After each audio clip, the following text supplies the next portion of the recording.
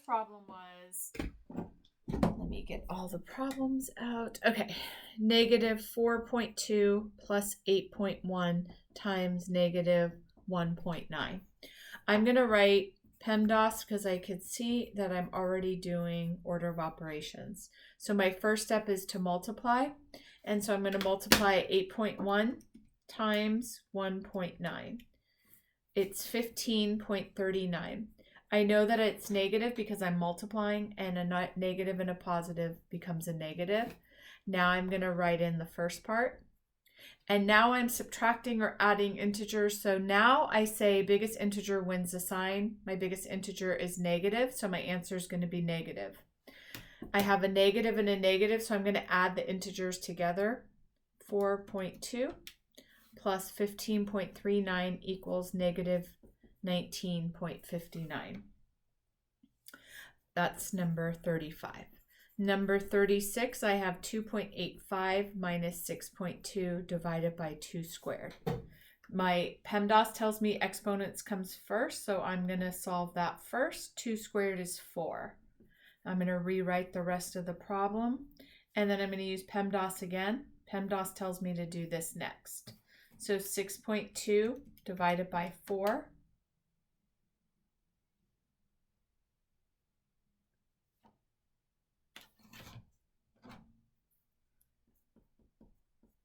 Negative 1.55, and then I have 2.85 here.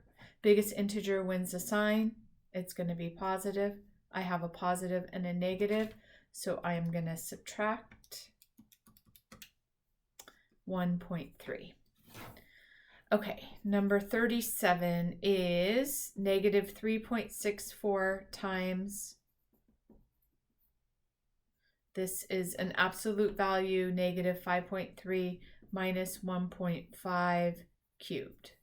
So order of operations tells me that I have to do my exponents first. So I'm going to do 1.5 times 1.5 times 1.5, which is negative 3.375. The negative stays a negative because that's not getting cubed. And then I'm going to rewrite the rest of the problem. This right here becomes 5.3. Now PEMDAS tells me to do multiplication first.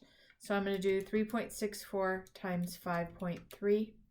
It's negative 19.292 because I have a negative and a positive and I'm multiplying. It is a negative. And then minus 3.375. I have two negatives. I'm adding or subtracting.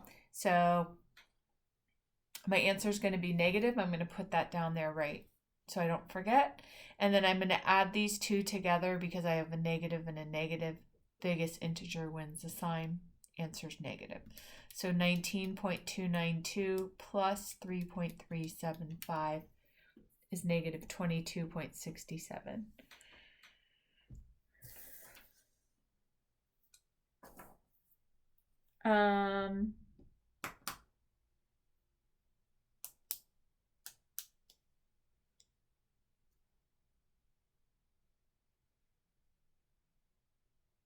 Does that make sense to you, honey?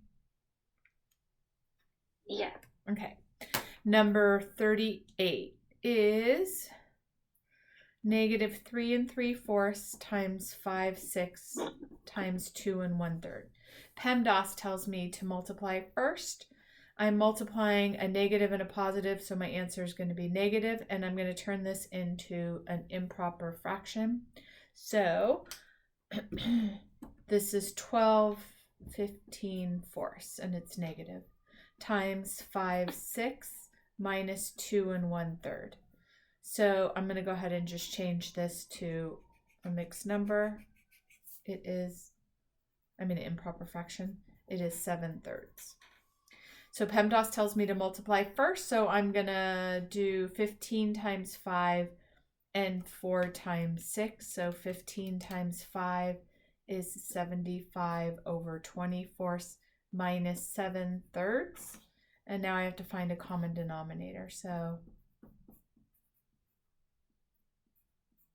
both of these are going to be negative.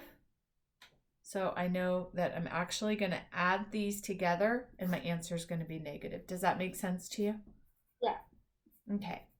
So this stays 75/24, and this I would multiply times 8. And then anything I do to the denominator, I do to the numerator. And then 75 plus 56 is 131/24. Since they have a mixed number here, I'm going to change this to a mixed number. And we know this is negative. So I'm going to do 131 times 24 is 5. 5 times 24 is 120. And I'm trying to get to 131. So my remainder is going to be 11/24. And my answer is negative. Does that make sense how I did that or no? Yeah. Okay. Number 39. I'm going to do negative 3 3/4 times 5 6. Wait, didn't I just do that one?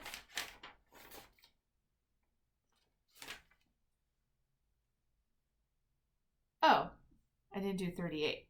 I skipped 38. So let's do 38 now. So number 38 is 1 5/9 divided by negative 2/3 plus negative 2 3/5. I'm going to write my PEMDAS again. And my PEMDAS tells me to divide first, so I'm going to change this to an improper fraction.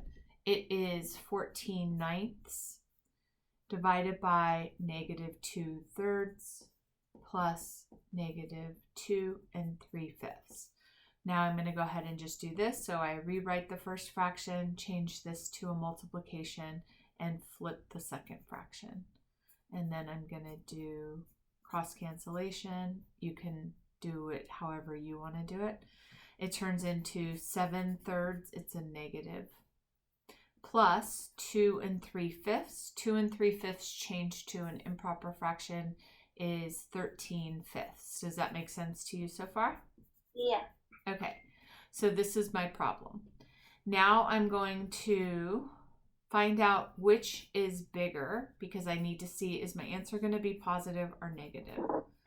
So I make it into a common denominator.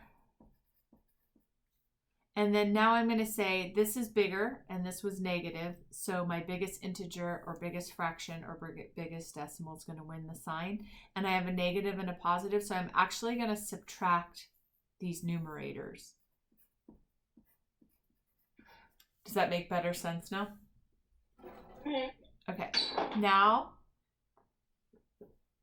number 39 we already did, right? What did you get for? I didn't see.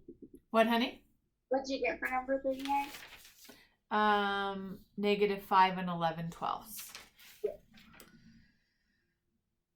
And then number 40 is negative 2/3 squared minus 3/4 times 2 1/3. So PEMDAS tells me to do exponents first, so I'm going to do negative 2/3 times negative 2/3.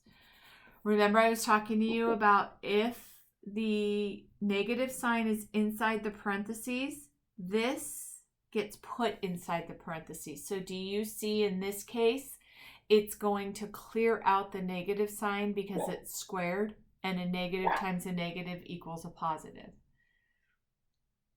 Does that make sense? Yeah.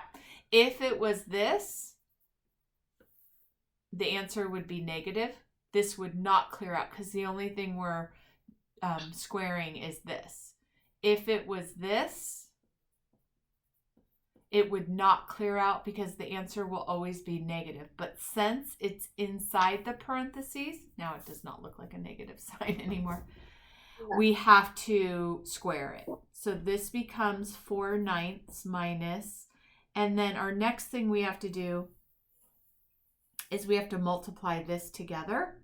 So we're going to do 7/3 times 3/4. That's our first thing we have to do because we have to always do PEMDAS. So this cancels each other out. and it becomes 7/4. So we have 4/9 minus 7/4. And then I have to find my common denominator.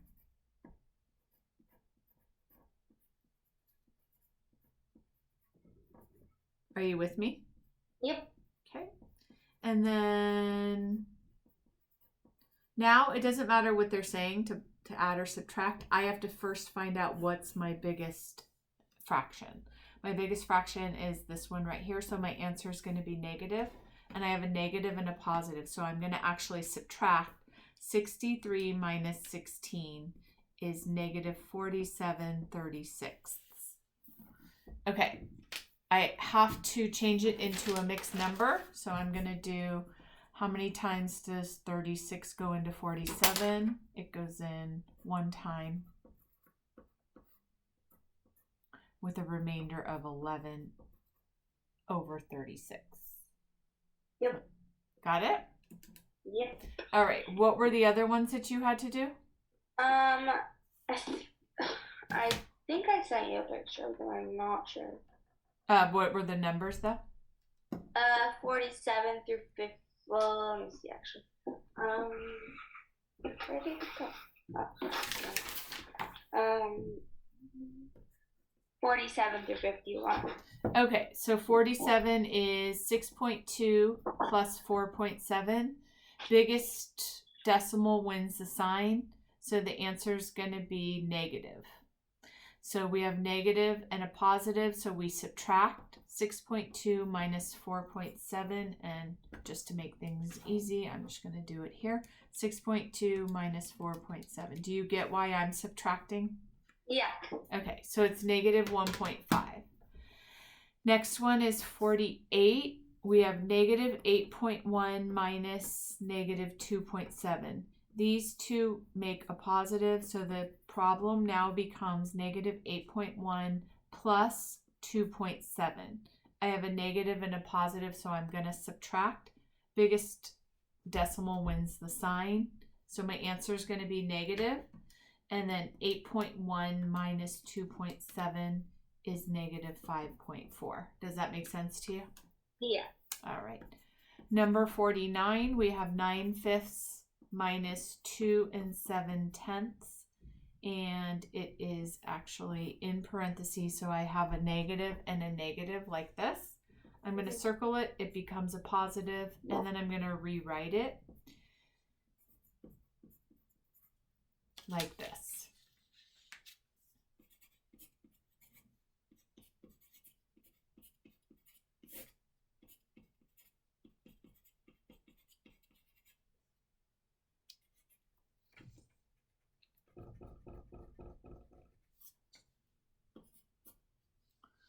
All right, I have the same denominator now, so I'm just going to add this, and it becomes 25/10. And then to change it to a mixed number, it's going to be 2 5/10 plus this 2. Yep. 2 5/10 plus 2 equals 4 5/10. You're with me? Yep. Perfect. Okay, our next one is negative 4 5/6 plus negative 3 4/9. I have a negative and a negative, so I'm actually going to just add these together. So I know my answer is going to be negative, so I'm just going to put it down here. And then I have to find my common denominator, which is 18 times 3 times 3 times 2 times 2. And then 15 plus 8. So our answer is negative.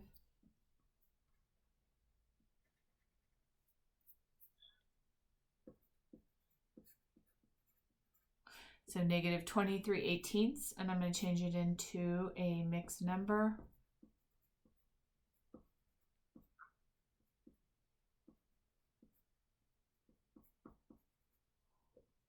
Make sense? Yep. Okay. Now, is that all you have? I have 51 10. say it again. 51 too. Okay, so for number 51, it's saying what are the coordinates of the point in quadrant 4? So which quadrant is quadrant 4 here?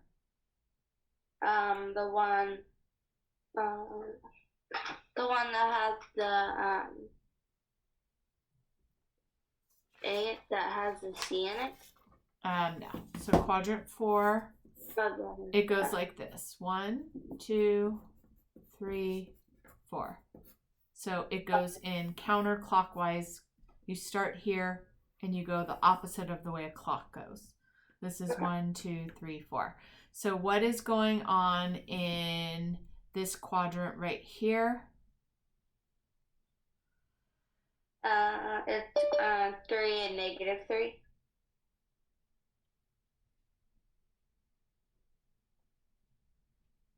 Yep. So it is D. Yeah. Make sense? Yeah. And that is it? Yeah. Okay, my friend, what page was that? That was page 69. okay. So I feel like you're probably not that confident in what we just did. So what can you do to practice more problems that are like this? Is it I can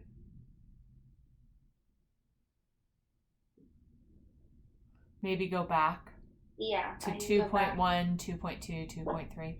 Okay. And then when are you starting 2.4? I'm not sure. Probably next week. Okay. I'm going to just do a quick refresher of algebra because that's what it's going to be. Okay, so they're doing y plus, can you still see my screen, honey? Yeah. Okay, y plus 10 equals -5. So our job, I'm just going to do the whole entire thing. Our job is to get letters on one side and numbers on the other side. So there's two sides of the equation. Okay, the only way to move a number to the other side is to do the opposite of what they're doing. So here I have y plus 10. What is the opposite of addition? Subtraction. So I'm going to subtract 10, and anything I do to one side, I do to the other. Now I cross this out because it cancels each other out, and what's left on this side is a y, and then I'm going to do the math here. If I have -5 and I have -10, and I'm adding those together or subtracting them depending on if they're a positive and a negative or a negative and a negative. These are both negative, so I'm going to add the integers together and my answer is negative. Does that make sense to you? Uh-huh. Okay. Other one is p minus 7 equals -3. They're subtracting 7, so you're going to add 7. What's left on this side is p. And then we have biggest integer wins the sign. So my answer is positive. I have a positive and a negative, so I subtract. My answer is +4. Does that make sense? Yeah. Okay. They are doing algebra tiles. I did not teach that to you. I don't know if they're really going to use the tiles or if they're not.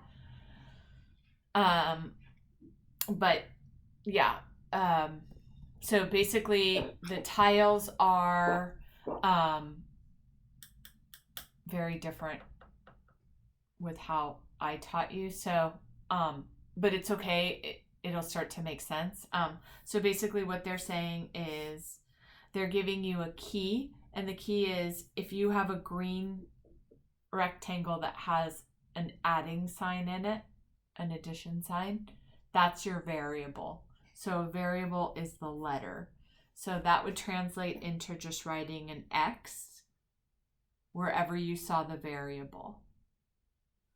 Then they have a yellow brick that has an addition sign, and they're saying that equals 1. So they're actually telling you what each of these are.